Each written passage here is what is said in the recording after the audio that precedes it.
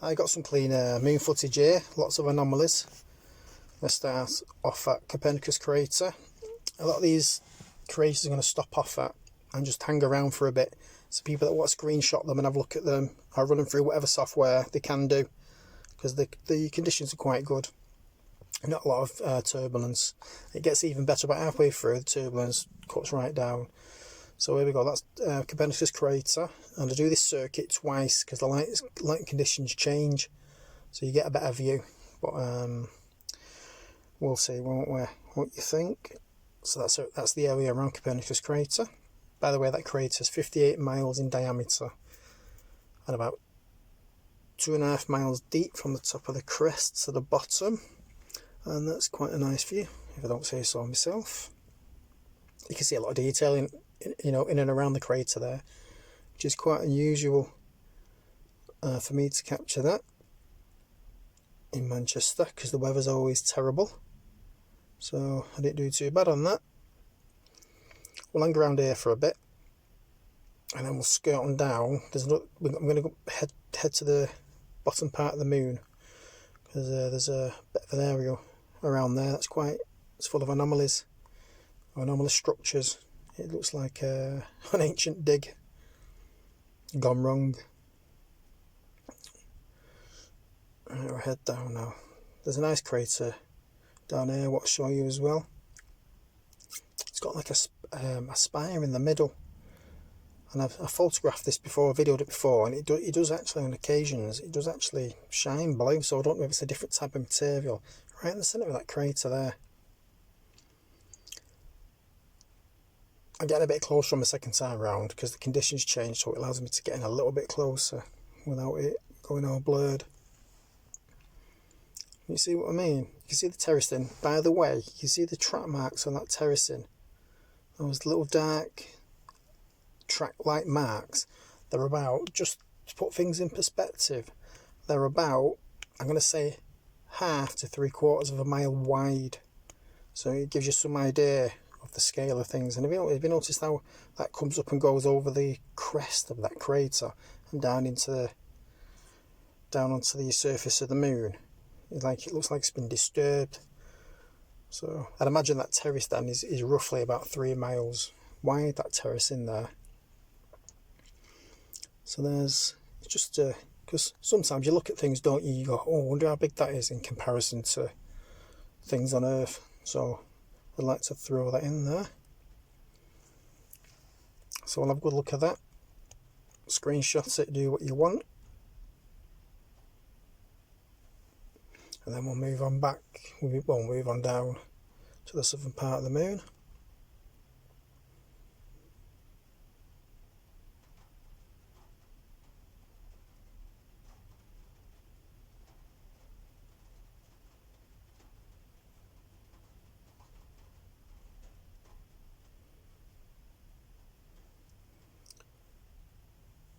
Right, as you can see, and you can see the crater is bending underneath the moon. And I do flip it round so you can get a better idea of what you're looking at.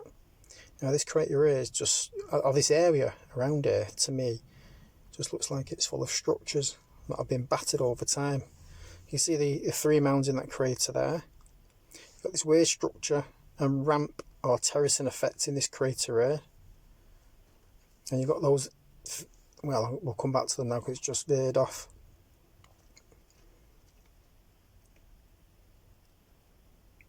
We've got stuff going on at the bottom of that terrace in there, in that crater. But that is totally unusual out there in this bottom crater here. Right, you can see these structures here to the left going down into the crater, into that crater. They just look totally artificial. This looks like the terrace then looks like it's been artificially manoeuvred. Stuff coming in and out of the crater, leaving track marks going down. It just looks, to me, you can almost see like ghost shapes of shapes, square-like shapes and things on the surface of the moon that have been eroded away due to, impact strikes. But it is, if you turn it around now, you can see this top crater here with that weird structure in the centre. Notice how it comes down, so it's elevated within this other crater. It's like it's going downhill, which I think is quite odd. You can see when we move over again, you'll see the marks going down. So I know that crater's higher than this other crater.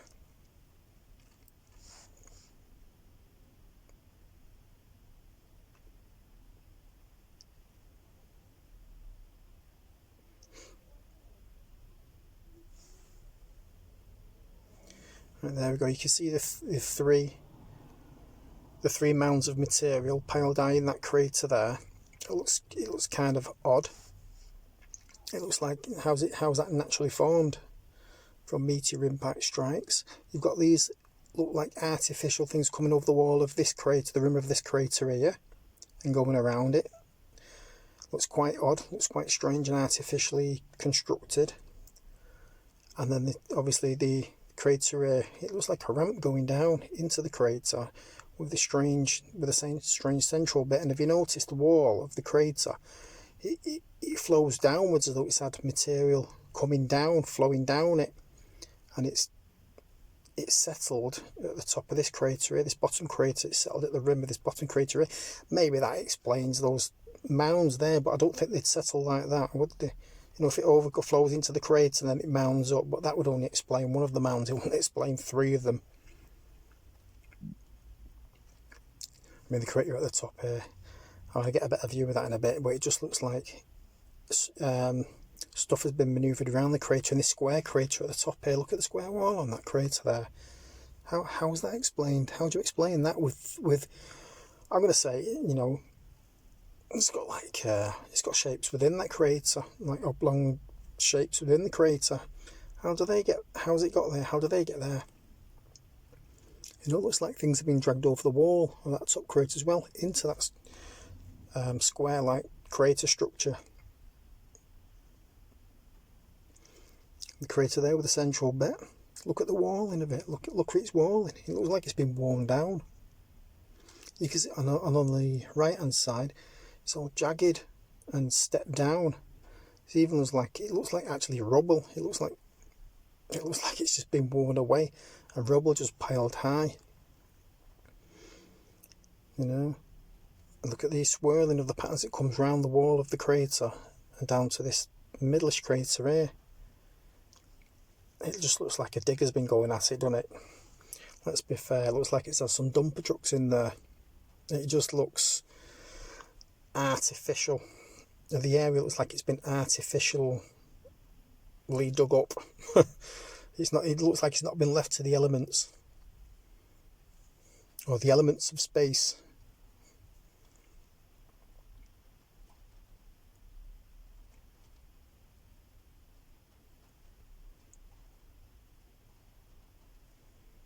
It's a nice view of that crater there.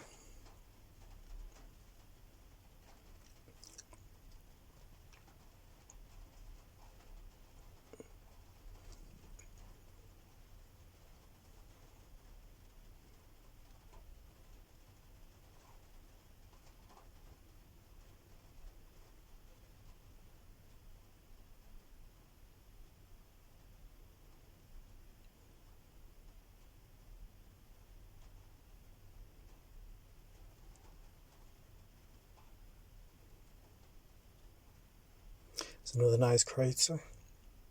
So we're heading back up now. I'm going to head back up to Copernicus crater. The light conditions have changed, so, and the turbulence, if you notice, it's not as heavy now, the turbulence. So it settles down a bit. So I'll hang around Copernicus crater again for those that want to screenshot it, and then I'm going to head up to the top of the moon.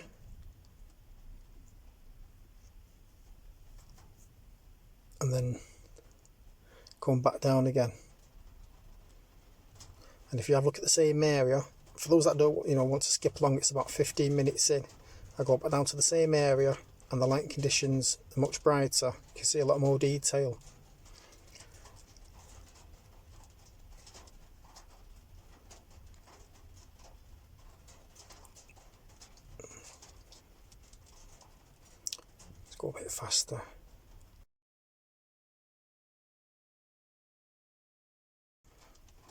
Anyone that wants to see that, along around that crater, it's really nice and bright. It's a nice crater to look at, that.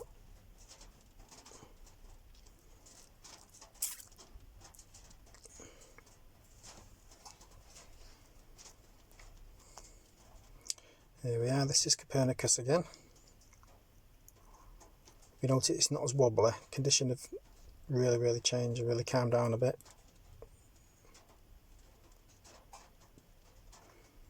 I was going to mention those white triangular structures on the left hand side. Obviously it's reflections from light off the right hand side of the wall of the crater, but it makes you wonder, you know, these little white spots of, you know, what type of material does it mean? Is it ice? You know, because they're quite shiny, and it's not as if they're in direct sunlight, it's reflected light and they are quite bright. It just makes you wonder what they're made of. Is it some sort of glassy material?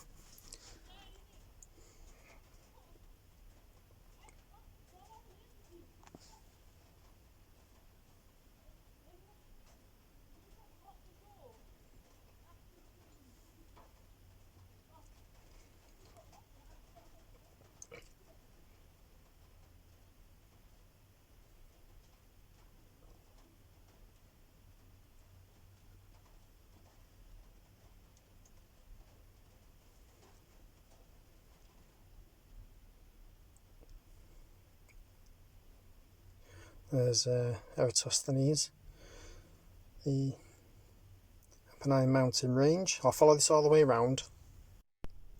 It should take us to Plato. Yeah, I think it's Plato.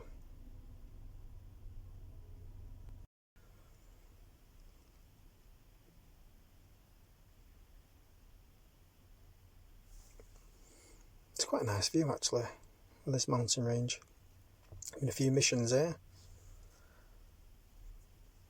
Hadley Reel, we've just gone past that Hadley Reel.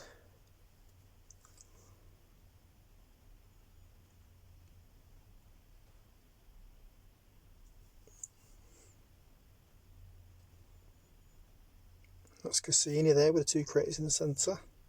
Looks quite shallow there. It normally looks quite deep. That the light conditions do change a lot on the moon, so it's good to do a pass of the same area a couple of times.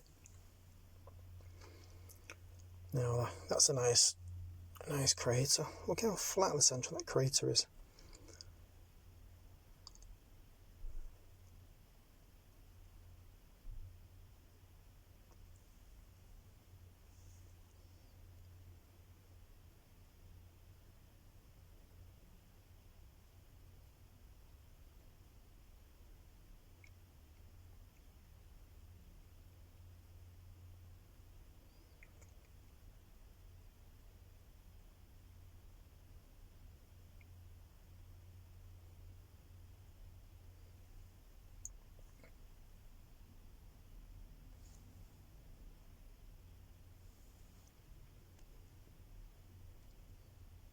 Right, we're going to head down to that other crater now with the spire in the middle. I'll cut out the middle bit, you know, the travelling down, because it just takes up time on the video. So it looks slightly different now because the light conditions have changed and there's not much turbulence about. It's going to get a little bit lighter in a minute. All it takes is a degree. You know, the moon moves a little degree and everything changes. Everything looks slightly different, or a lot different. Right. I've got in a bit. You can see it a bit clearer there. You can actually see the disturbance better as well, coming out of the crater, up the crater wall and over the crater. That looks like it's coming off those I'm going to call them tracks. I don't know what they are. You know, that far away we could call them anything. We could call them Bill and Ted. We'd never know, would we?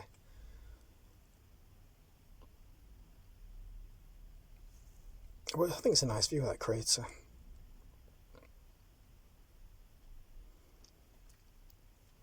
Right, we'll head back down now to that little area. Speedy along past all this. I've not actually had a good look at this. I should have slowed it down really and had a good look. There's probably all sorts there that I've missed.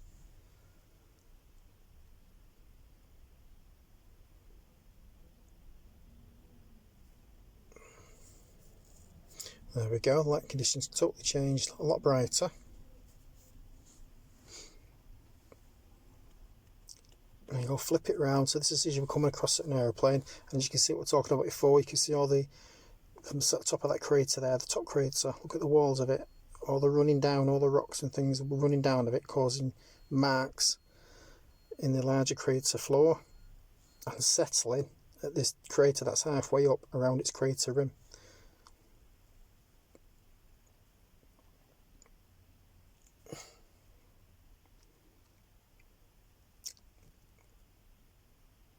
I'm going to get a better look at that squarish crater in a minute. I'm going to go up.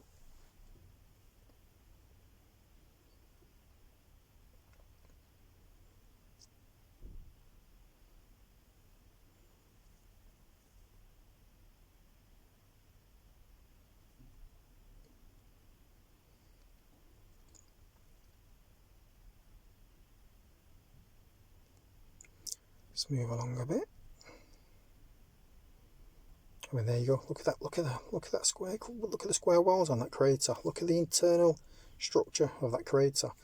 Look at this crater. Look at the way the wall along the top comes round and swoops round this crater that's in the middle of the screen. It just doesn't look. It just doesn't sit right with me, that.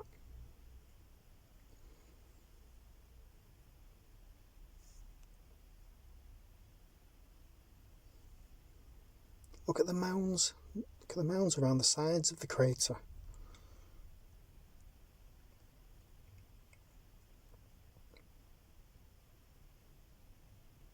Look at the bits coming off, the straight lines coming off the walls along the bottom of these craters.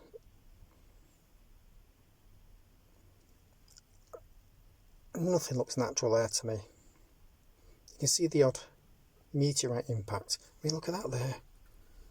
In this middle of the screen, that's, you know, these ramps coming down into that crater.